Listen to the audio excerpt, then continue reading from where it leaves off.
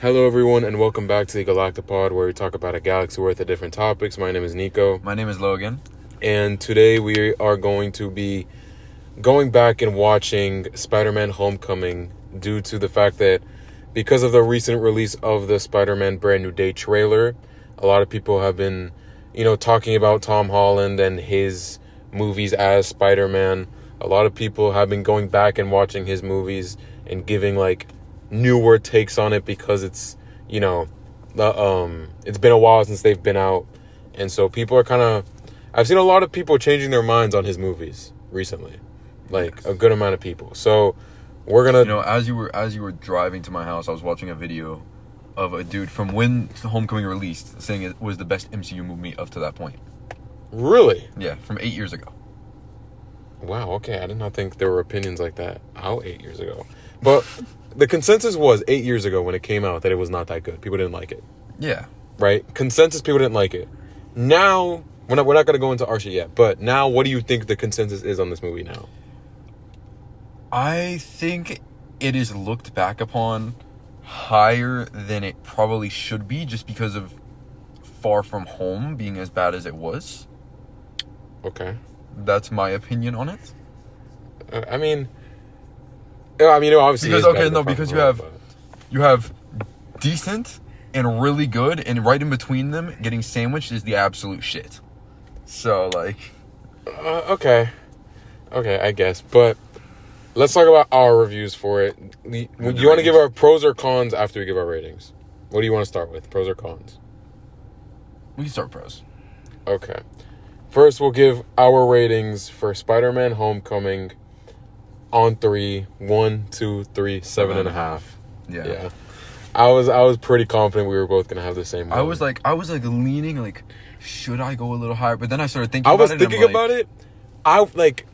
If someone, I feel like we say this all the time, but if some of the bad stuff in this movie wasn't so bad, it would have easily been an 8.5. But then you have to kind of put in perspective, if you look at it the standalone, okay, but you also have to put in perspective what this means for a lot of other things that happened in Civil War and beyond this movie itself. Well, Civil War was before this. Yeah, I know, Civil War and beyond. So, Civil War is the only movie that Spider-Man's in. I'll get into this later.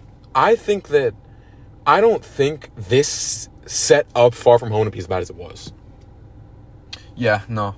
I don't think it did. Funnily enough, that reminds me. The video I was watching where the dude said it was the best MCU movie said Civil War was the worst.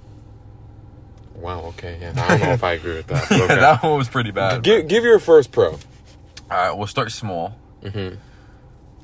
Oh, wait, this was... Oh, okay, now let's go with the last suit that he wears in the movie. That's basically just the hoodie and the homemade suit? The homemade suit. I really liked that, and this is just a personal thing about me. I hate high-tech Spider-Man suits.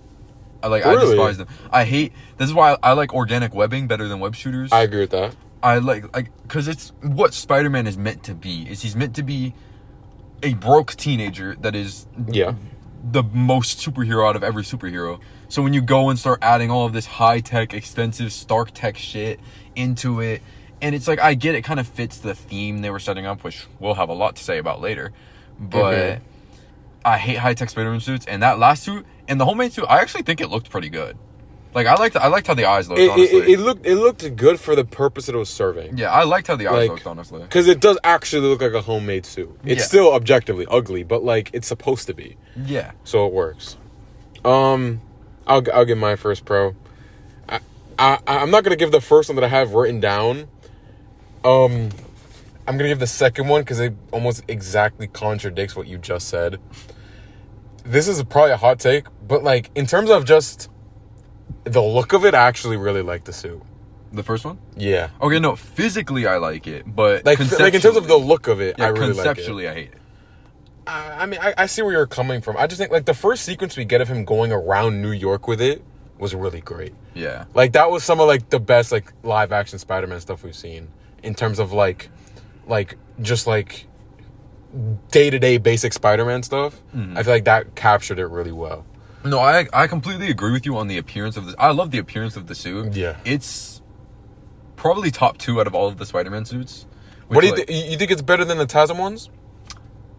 No, because TASM 2 is my favorite Spider-Man suit.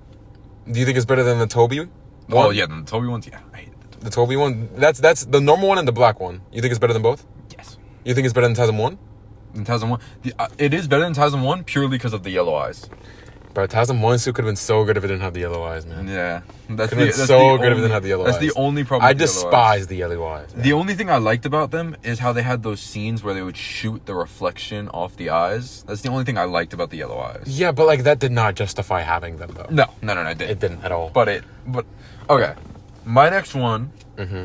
Okay, since we're talking about suits, the alien tech and the vulture suit all looked really like. I liked on the vulture suit the helmet. I like the tiny little knobby green eyes. Mm-hmm. I like how it's not like it's a helmet and you can see it like peel back. So you see it's like more advanced than helmets that you just take off, but it's not nanotech because fuck the nanotech era of helmets.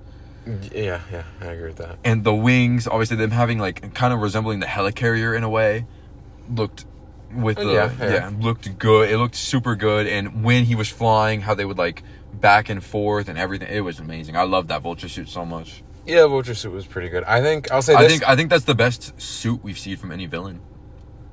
Spider-Man. Like live action. Yeah, I think it's better than the Green Goblin suit. The only one I would argue is Doc Ock, but I still think it's better than Doc Ock's legs. I don't know. Because it's better than Electro's for sure. Is that unless you want to say better than TASM 2 Rhino? No, it wasn't. But like, I don't like the technological Rhino. I don't think it looked better than Lizard. But Lizard didn't have a suit. Oh, you're talking about... Oh. I'm talking about suits, yeah. You're talking about suits, okay. I thought you were talking just best looking villain. No. Lizard was... Lizard and Sandman are probably better looking. Yeah. But in terms of suits, I think... Unless you want to argue Mysterio... Do you think the Scorpion one and Brenner Day will be better? From what I've seen of it, no. Yeah, probably not. But it looks similar in terms of like the tech that's being used. Maybe Mysterio? Nah. Mysterio's suit... No, the suit for Mysterio was good. It was good. I do not like Mysterio in Far From Home. The suit was good, I think the Vulture one's better, though. I don't think so. I think the suit looks better. I would say tie. I don't know. For me, I think the Mysterio one is the best. Because the Mysterio helmet is always just so good. It's just so cool every time you see that helmet. Yeah, but that's what I'm saying. Like, I think it's just better. But anyways, though, I'll give my actual first pro. And, like, in my opinion, obviously it's been a very long time since I've watched the Tobey movies. It hasn't been that long since I watched the Andrew movies, but it's still been a decent bit.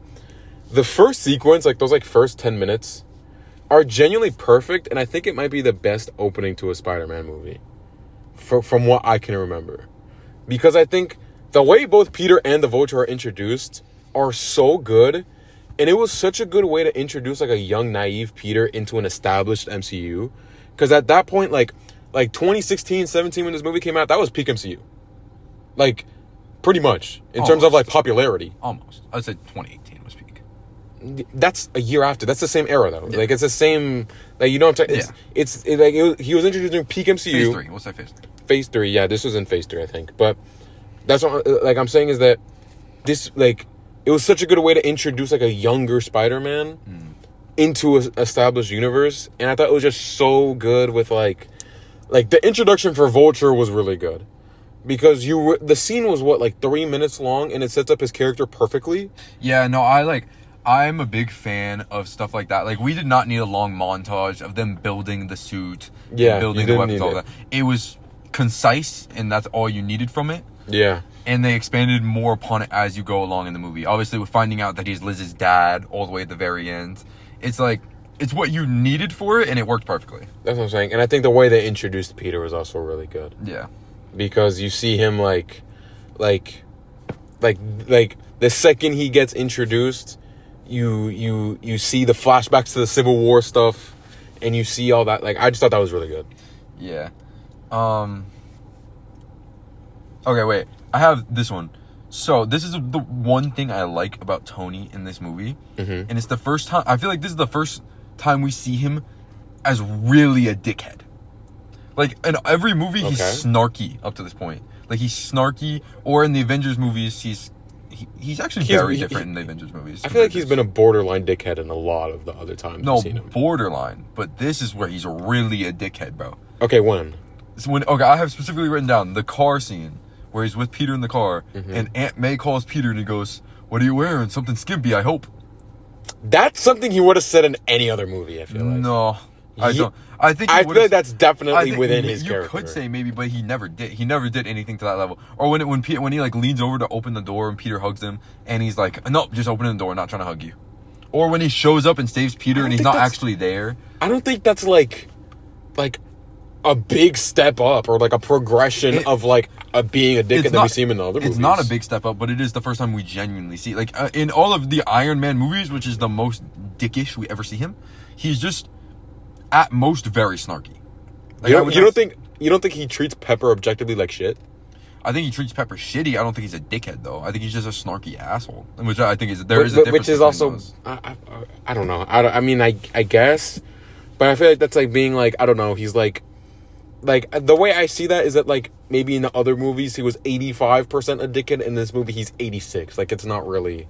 No, to me it felt big difference. And I've seen the Iron Man movies recently, so it's like.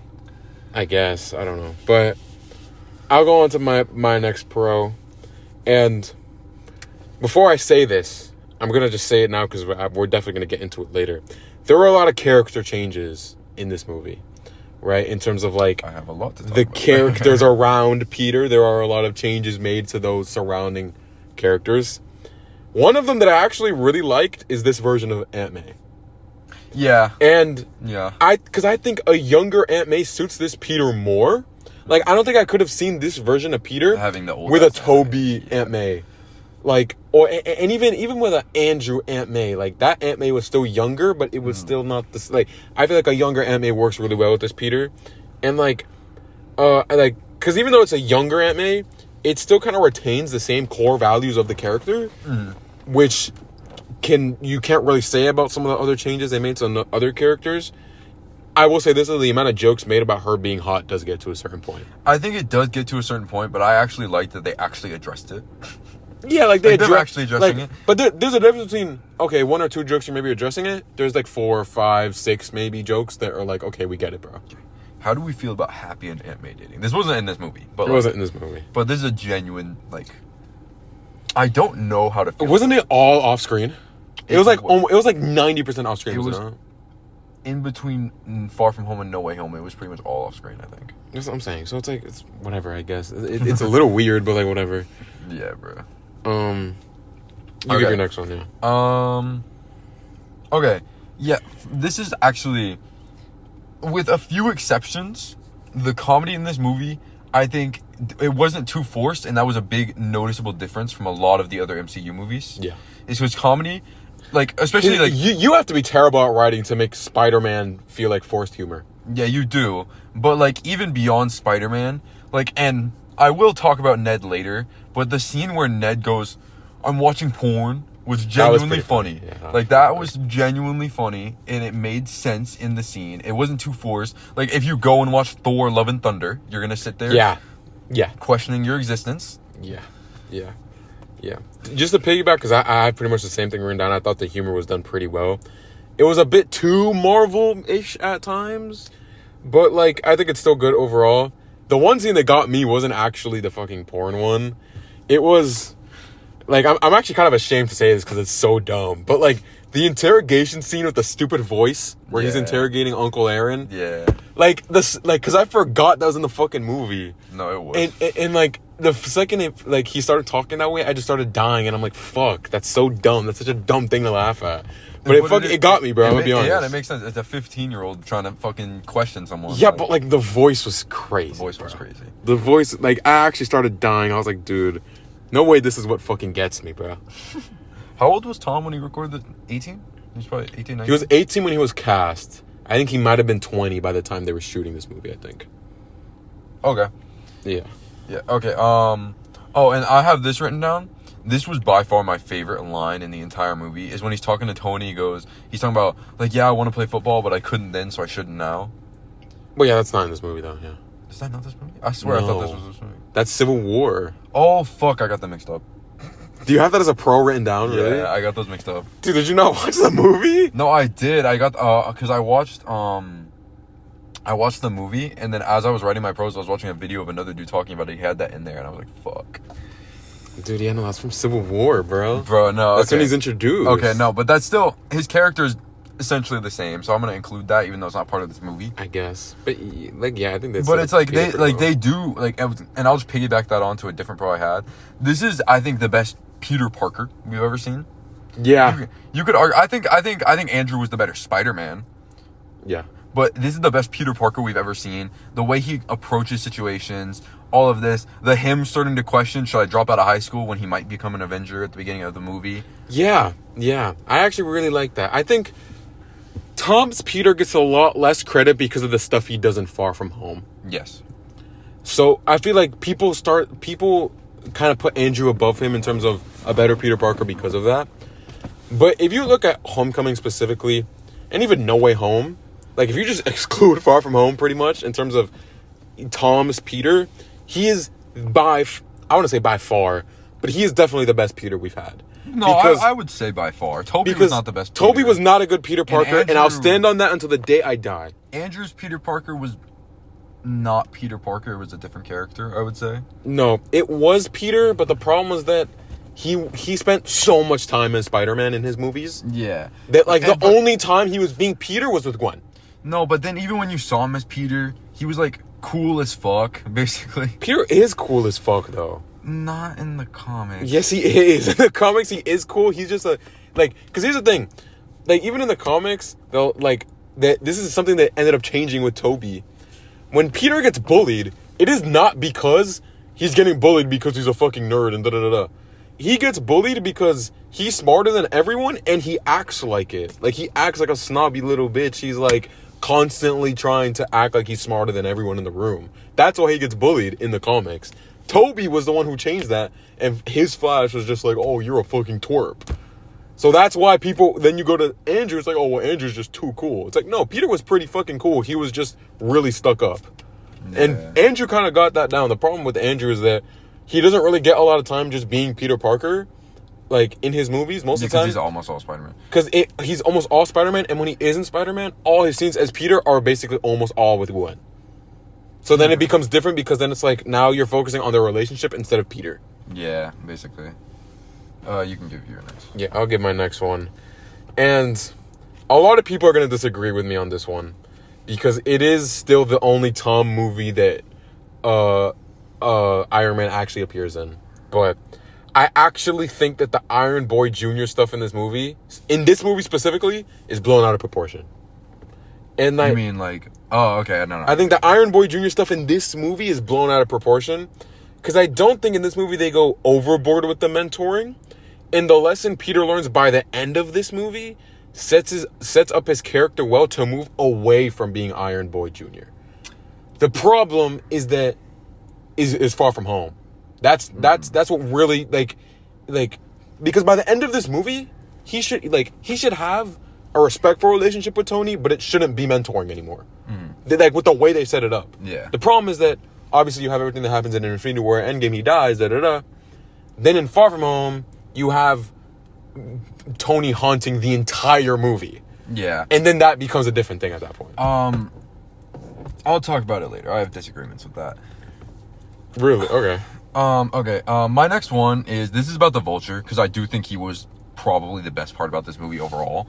And it's that Vulture was not, like, him as a villain obviously we already talked about his background, but just him as a person made so much sense. Like, in that post-credit scene where you see Scorpion, or what's the character's name? It's like it's Scorpion. It's Gargan. Matt Gargan. Matt Gargan walk up to him and he's like, oh, I heard a rumor that you know Spider-Man's identity. And Vulture refuses to give it to him, or he doesn't refuse. He like that shows, like, he's not a bad guy. He literally is just a guy who has no other way to support his family. Yeah. And it's like, it's such a good, like, his character, I think he actually was the best character in the movie in terms of... Yeah, because he's the most relatable. There are, like, it doesn't matter what age you are. There are a lot of people who can relate with, like, doing whatever they have to do to support their family. Not even because he's the most relatable. It's just because he's by far the least flawed. He's very flawed. What do you mean? As a character? like, yeah, his character, like, Like, okay, when you say his flawed, actual, what do you his mean? writing having flaws. Okay, yeah, no, that's like not, okay, yeah. like Peter's writing has Like, flaws. as a person, he's obviously very No, as flawed, a person, yeah, very obviously. But Peter's writing has flaws, and then the whole supporting cast has flaws that we're going to talk about. Yeah. But it's like he's by far the best character in this movie. What's the actor's name? Michael Keaton. Michael Keaton Is obviously just a phenomenal actor. Like Yeah. he pretty much every time you ask him to do any sort of villain, he does it amazing. Yeah, and he can also do Batman too, so that's saying a lot. I'll give my next one, and this is also maybe, I wouldn't say a hot take, but it may be something that a lot of people might not agree with. I actually thought Liz was pretty decent in this movie, but to be fair, I think the things that made her good was mostly her acting more like a traditional MJ than the actual MJ does in this movie. I was literally just about to say that. It's because she literally is Mary Jane. Yeah, that's why. She's Mary Jane. They just didn't want to name her Mary Jane. Yeah, but I do think she was a good love And the interest in actor, this movie. the actress for her, obviously, I don't like. I know the actress have been in a few other things. She's obviously just a very good actress as well. Yeah. Which like they still upgraded with Zendaya, but like I just that goes delivered a very. we'll talk more about the we're gonna MJ talk stuff about- later. Yeah, Okay. give your next one. Oh, this is a really small one as well. The cameos in the movie were great. I mean, obviously, Scorpion, Shocker, and Prowler all being cameos. Stanley's cameo was pretty funny when it popped up. I think that was a lot. Was that the last Stan Lee cameo he did? It was one of the last ones. No, because he was in Far From Home. Was he? Yeah, he was the bus driver. Or no, he was in Infinity War. He was Peter's bus driver. That was before this. Oh no, that was No, after this movie. Yeah. He was Peter's. I think was it Infinity War? He wasn't in Endgame. He was dead by Endgame. I know that. Yeah, I don't know. I know, but it because this movie was 2017. Infinity War was 2018. So it was like his second to last one then. Yeah, this was like one of his last movies, if anything. Yeah. Yeah. So You thought the Shocker cameo was good? I thought, yeah, Shocker being a dickhead. I kind of liked, I didn't like some of the inconsistencies with it, but I thought actually seeing Shocker in the movie was pretty cool. I mean, we see him for like 2 seconds, then he dies. Yeah, but then they give him the gauntlets to someone else, and there's a new Shocker. I guess I don't know. I thought it was just kind of. I thought it was okay. I mean, it was really more of the Scorpion and Prowler ones that I liked. Yeah. I'll give my next one. Also, I'm out. Are you okay? A big criticism. A big criticism of Far From Home is that you spend time away from New York. You spend almost the whole movie away from New York. Literally.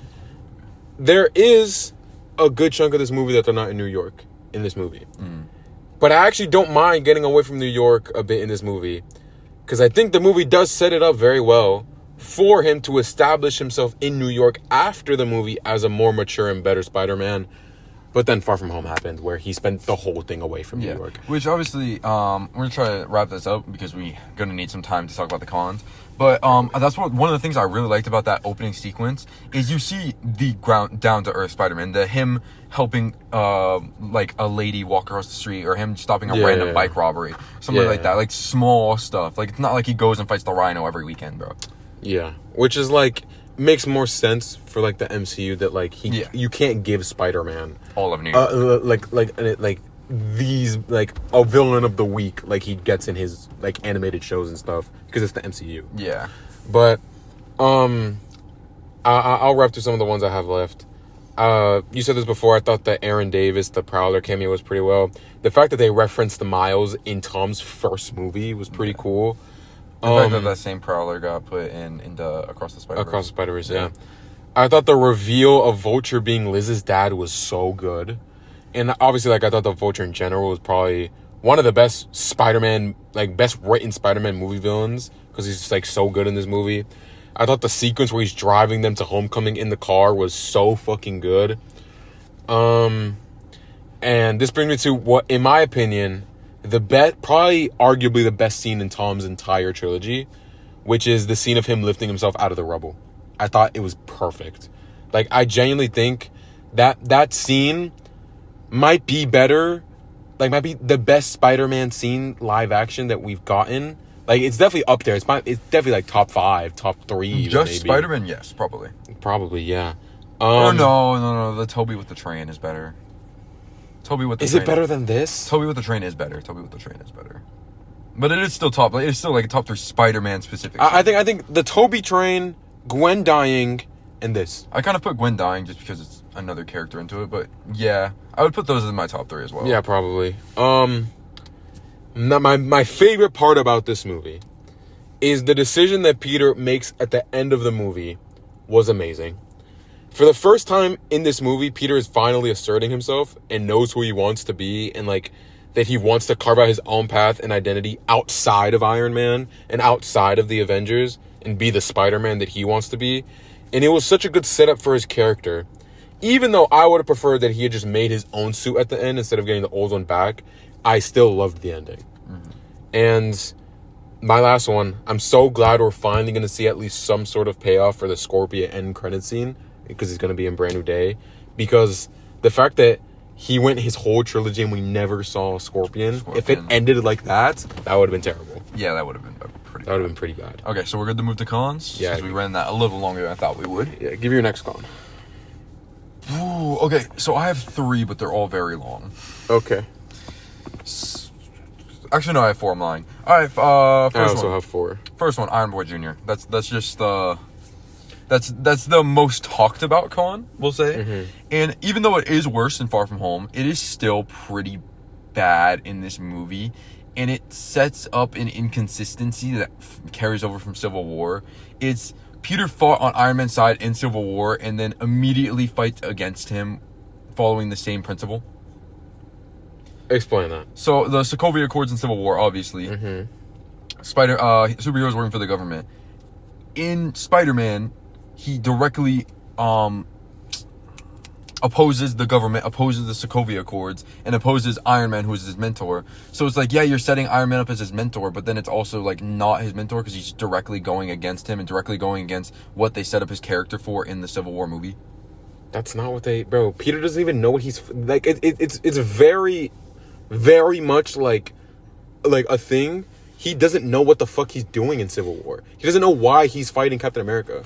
Literally, at the start of the movie, in Homecoming, he literally says, I don't even know why I'm here. Something about Captain America going evil. And in Civil War, when he's talking to Cap, he says, you're making a decision that is wrong, but you think you're right, and that makes you dangerous. He doesn't actually know anything about the Accords.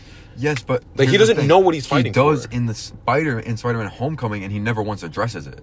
He never once says anything about it to Tony. It never creates... There's no... Like, it's like completely... It's a plot hole. It's completely glazed over. Okay, so you're saying that he should have mentioned the Sokovia Accords to Tony? I think it would have improved the movie overall. I think it would have improved the actual continuity of the writing. I don't understand. Why would he feel the need to do that, though? Because, okay, he got... So you're saying he didn't know about it in Civil War. Which means... Yeah, he doesn't know why he's fighting Cap. Which means he got tricked into, basically, fighting... I wouldn't say tricked, but like, he went to fight with someone, and it directly opposes his morals, his moral code. And he never once mentions it and still follows that person in this movie. He doesn't... Bro, I don't think the... Because the Sokovia Accords never went through. Yes, they did. No, they like, that was the whole point of Civil War, is that they never actually went through. Yes, like, they went through, or if they did went through, I think they went through for like a year. They did go through. It's talked about in the Captain America, when Captain America's calling, not in this movie, calling Scarlet Witch, and she's like, you'll get arrested if you do anything, because you're a fugitive now. And they're literally studying the Sokovia Accords in school in this movie. The fugitive, okay. Here's the thing. First off, I don't think, like, I guess I could kind of see where you're coming from, but like, the whole point is that, like, obviously he didn't know what he was doing at the time fighting Cap. And I also think that, like he's not going to go against Iron Man in that way anyway. Because they set him up as Iron Man. I highly doubt that he even knew the actual, like, specific details about it. Okay, yes, he wouldn't have gone against it in the MCU because they set him as Iron Boy Jr. That's my whole point. But Spider-Man as a character should have said something. Why do you... Okay. Forget the Sokovia Accords. Fine, you want to say that's the plot hole? Okay.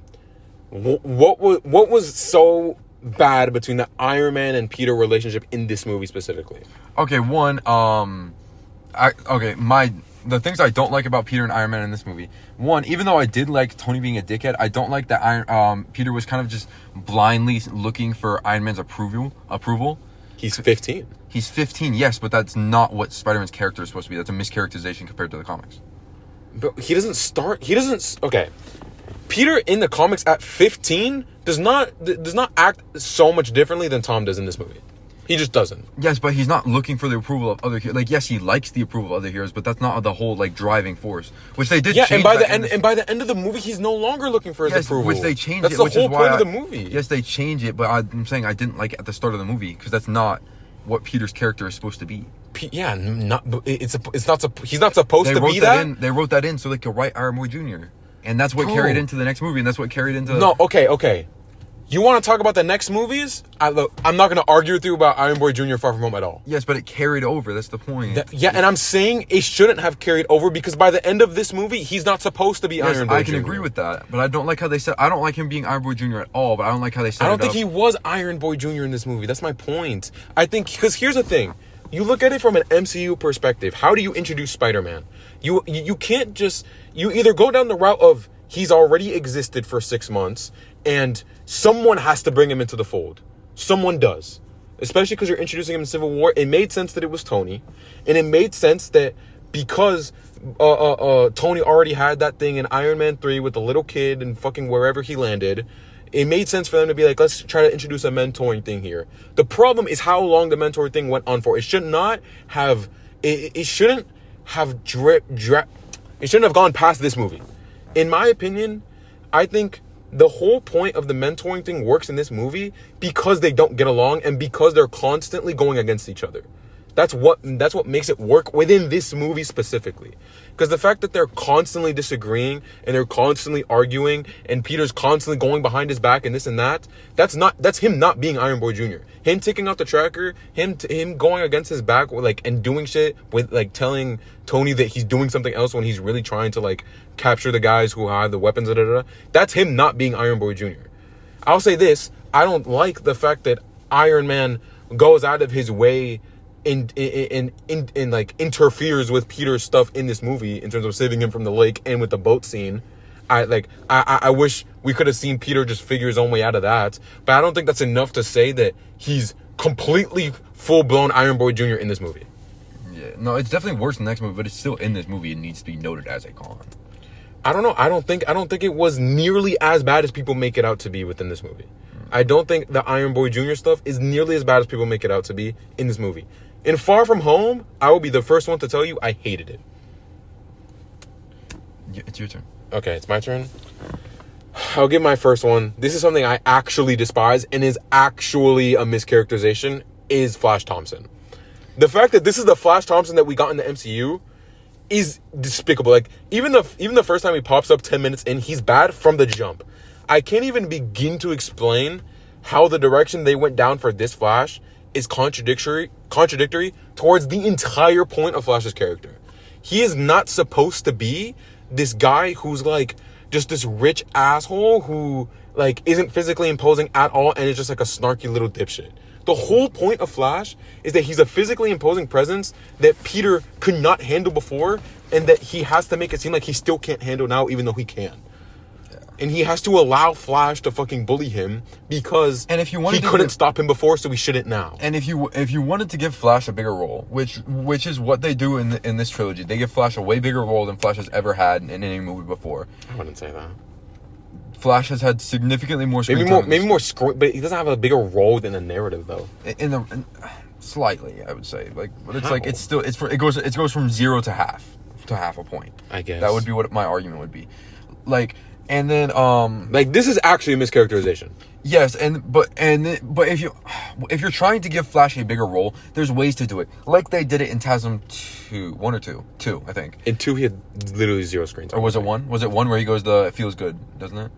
Yeah, but I think that was TASM 1. But even then, that's like his only scene in the movie. That's like his only scene in the movie. But I'm saying there are ways to work with that type of character without doing this. I don't know why they cast a dude who is as tall as Tom Holland and is probably shorter, as round as Ned Leeds.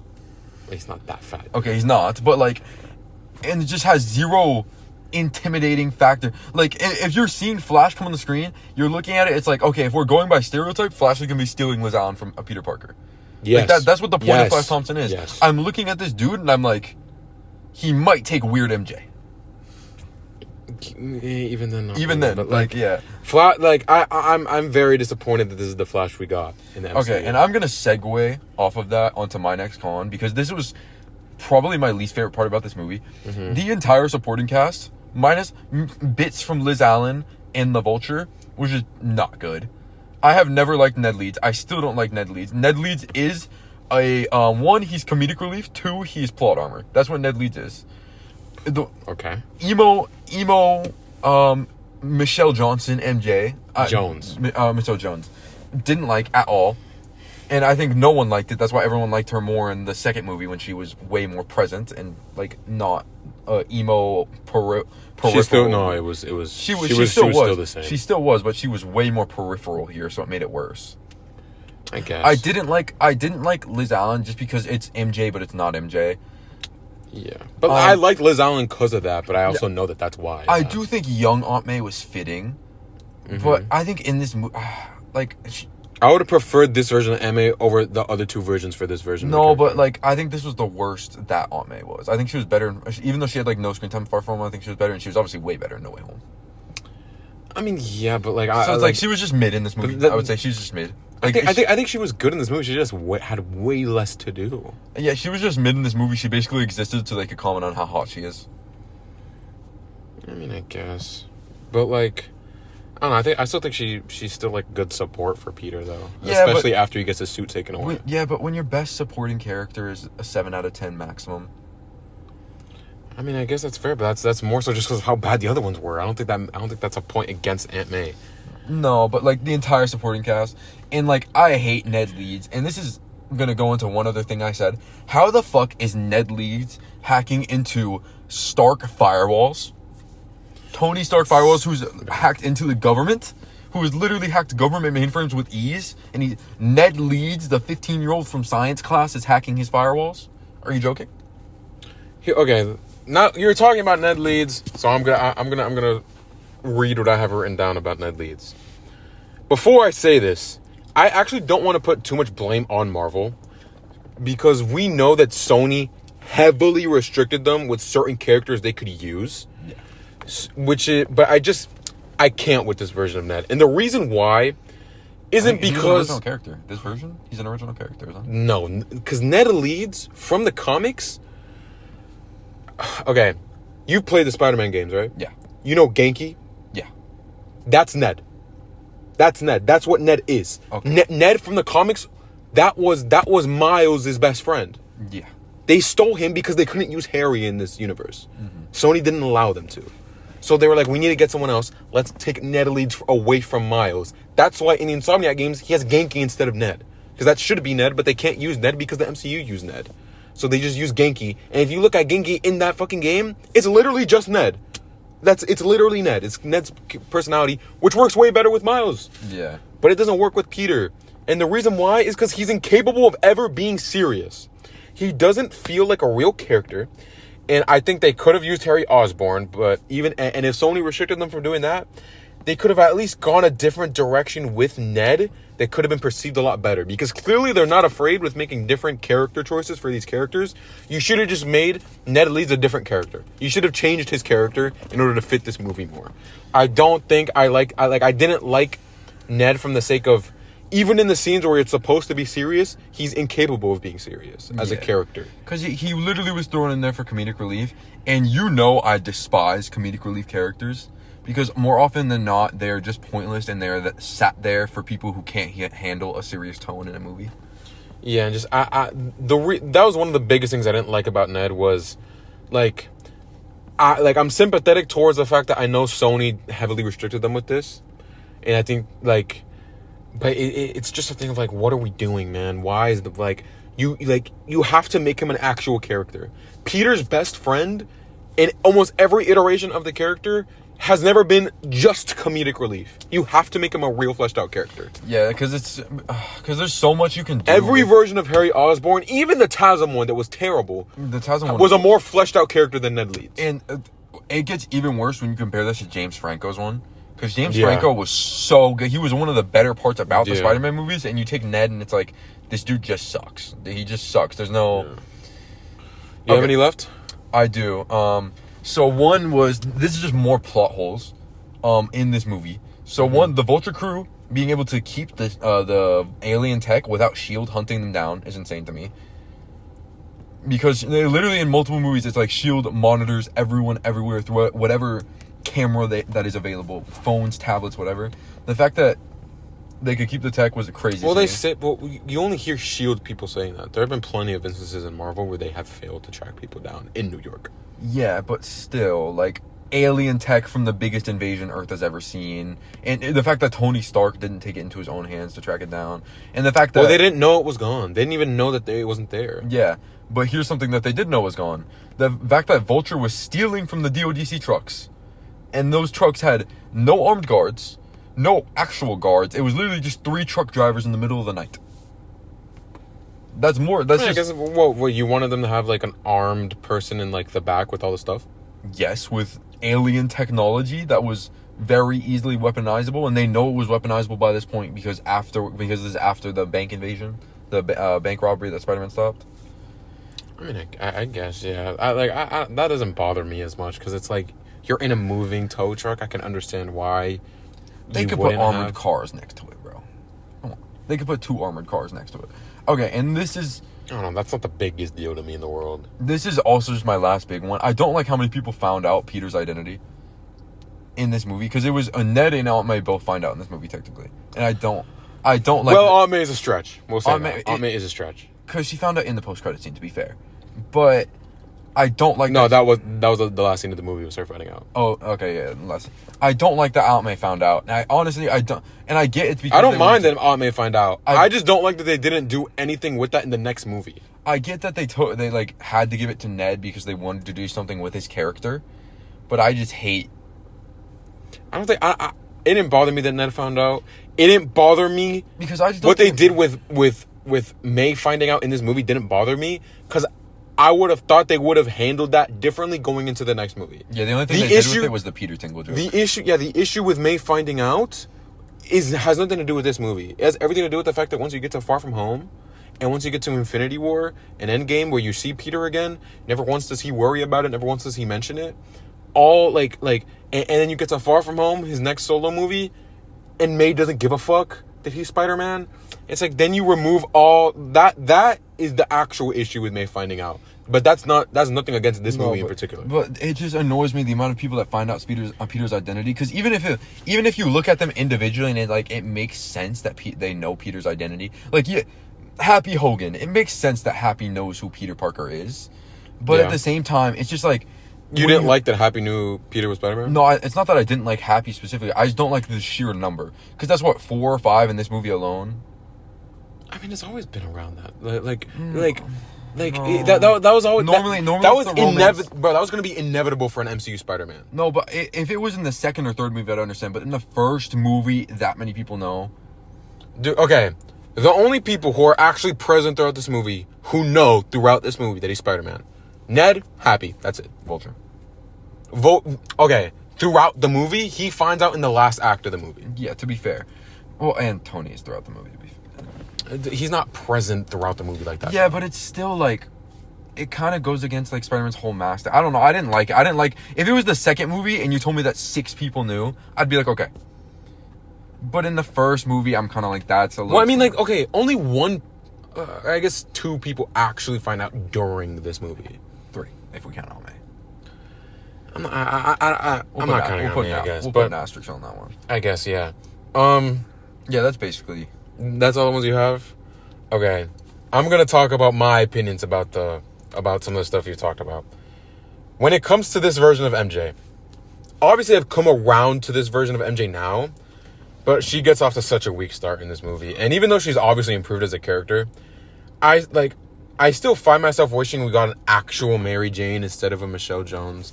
Because I think the potential is obviously there. Obviously we're never going to know exactly for sure whether or not this was another Sony restriction or not, that they had to make a Michelle Jones instead of a Mary Jane. But that was more than likely the reason. I would imagine it's more than likely the reason, but you never know. That could also just be Marvel trying to make a creative decision. I didn't like it either way. Even if you make a Michelle Jones and you want to make her slightly different, I don't think this is the path to go down. The only thing about Michelle Jones, like the only likable thing is her chemistry with Peter Parker, and that's because that's all in Far From Home. That's all in Far From Home, and that literally is because the two actors are literally married. Yeah, like they just have good chemistry normally, and that's why it works on screen. Her character and her writing, even though it's significant, like she by far had the biggest jump in Far From Home in terms of writing, for sure. And even then, it still was mediocre, maybe a bit above average. Which, like, I'll say this: the only reason why I think her version of MJ ends up working next to this version of Peter is because this version of Peter is so much younger and is so much visibly younger. Like, what a lot of the things that people complain about with this version of Peter are stuff that are kind of just a byproduct of him being so young. Mm-hmm. And like a lot of them, like, well, Spider-Man is not supposed to act this way. It's like, dude, he was not like Spider-Man. Like you're thinking of like a 18, 19-year-old Spider-Man. This is literally a 15-year-old Spider-Man who is very naive. This is him getting his powers probably like a few months before Civil War. Yeah, he said he's only had his powers for 6 months by the time of Civil War, and at that time he's still wearing the homemade suit. And this is set only 2 months after that. So it's like he is not even a year into being Spider-Man. He's 15 years old, a sophomore in high school. You're telling me, like, you as a sophomore in high school have better morals than this guy? I don't believe you. Yeah, no. Like, I don't believe you. So there's people who constantly are like, well, Spider-Man's supposed to be this way, or Spider-Man's supposed to be that way. And you said it before, like, well, Spider-Man shouldn't be acting this way because that's not how his character is supposed to be. I understand where you're coming from, but it's also like, I don't think a 15-year-old Peter Parker, even in the comics, acts that much different than this. Which, that's why I think this version of MJ ends up working with him later. But I still find myself thinking, you had a Liz Allen right there who works so well in this movie. Why couldn't you just, like, make MJ into that? Yeah. Which are like, I don't know. They put Liz Allen on them putting Liz Allen on the, what was it, arithmetic team? Is that what it was? The decathlon team? Decathlon team, yeah. Mm-hmm. That was a little weird. But, like, I mean, I don't know. That's, I guess. I don't know. But, my next one. This pissed me off more than probably all the side characters did and all their flaws. I don't know if you know this, but when they were making this movie, the studio, whether I forget if it was Sony or Marvel, I think it was Sony, they had this kind of deal with Audi, the car company, where they had to include kind of like promotion for the Audi, for like an Audi in this movie. So in the final act of this movie, where he's going to Vulture, right? After the review of finding out that this is his date's dad and da-da-da-da-da and all this stuff, that he said, I'm going to kill you and everyone you love, da-da-da. What does he do? He goes to fucking Flash, lands on his shit, and goes, I need you to give me your car now.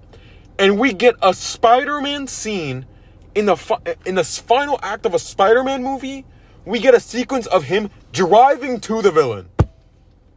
That is ridiculous. That was bad. That is by far the worst part of this movie. I completely forgot. That is by far, like, the fact you have an Audi ad in the movie is ridiculous. It's ridiculous.